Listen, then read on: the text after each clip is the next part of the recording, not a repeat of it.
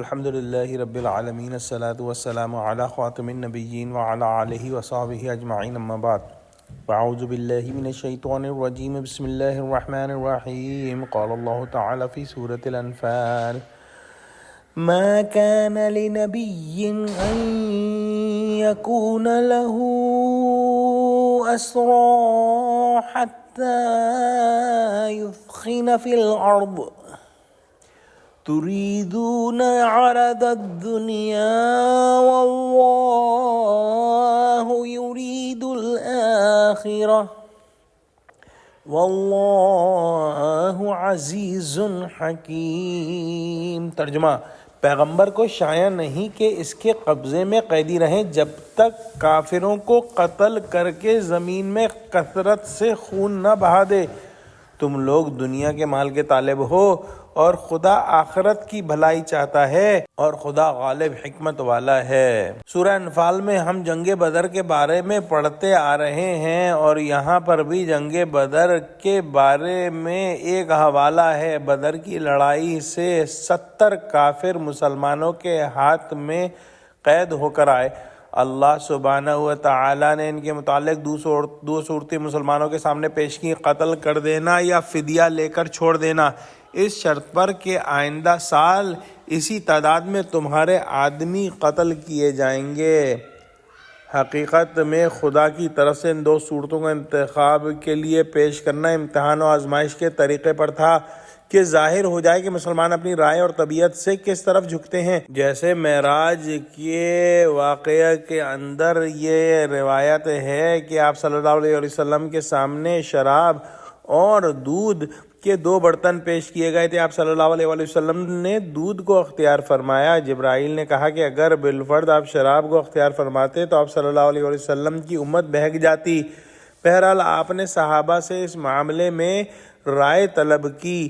ابو بکر صدیق رضی اللہ تعالیٰ عنہ نے فرمایا کہ یا رسول اللہ، یہ سب قیدی اپنے خویش و اقارب اور بھائی بندے ہیں، بہتر ہے کہ فدیہ لے کے چھوڑ دیا جائے۔ اس نرم سلوک سے اور احسان کے بعد ممکن ہے کچھ لوگ میں سے مسلمان ہو جائیں اور ان کی اولاد بھی مسلمان ہو اور پھر ان سے مسلمانوں کو فائدہ ہو اور یہ ہمارے دست و بازو بنے، اور جو مال بالفعل ہاتھ آئے اس سے جہاد وغیرہ کے دینی کاموں میں سہارا ملے۔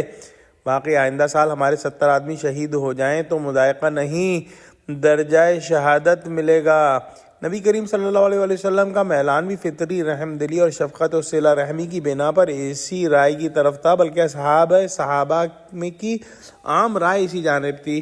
بہت سے تو انہی وجوہ پر جو کہ حضرت ابوبکر نے بیان فرمائی تھی، اور بعض جو ہے محض مالی فائدے کو دیکھتے ہوئے اس رائے سے متفق تھے، جیسے کہ اس آیت کے اندر بیان ہوا ہے۔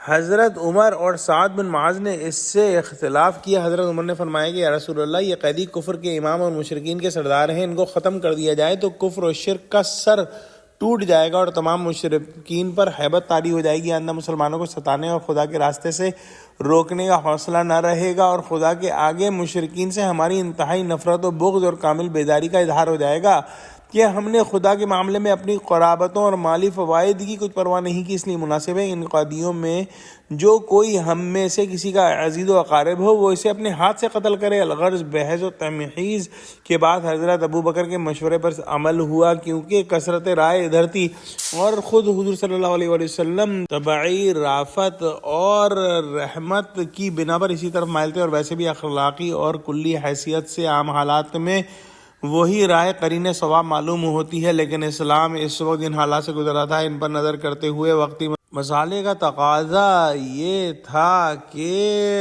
اس وقت کفار کے مقابلے میں سخت کمر شکن کارروائی کی جائے۔ 13 سال کے ستم کشوں کو طاغوت کے پرستاروں پر یہ ثابت کر دینے کا پہلا موقع تھا کہ تمہارے تعلقات قرابت، اموال، جتھے اور طاقتیں، اب کوئی چیز تم کو خدا کی شمشیر انتقام سے پناہ نہیں دے سکتی۔ ابتداً ایک مرتبہ ظالم مشرکین پر رعب اور ہیبت بٹھلا دینے کے بعد نرم خوئی اور صلح رحمی کے استعمال کے لیے آئندہ بتیرے مواقع باقی رہتے تھے۔ ادھر 70 مسلمانوں کہ آئندہ قتل پر راضی ہو جانا معمولی بات نہ تھی، اسی لیے اس رائے کو اختیار فرمایا، لیکن یہ اللہ سبحانہ و تعالیٰ کی یہاں پسندیدہ نہ ہوا۔ دعا کرتے ہیں کہ اللہ سبحانہ و تعالیٰ ہم کو قرآن کا فہم عطا فرمائے۔ آمین۔ وآخر دعوانا الحمد للہ رب العالمین۔ السلام علیکم ورحمۃ اللہ وبرکاتہ۔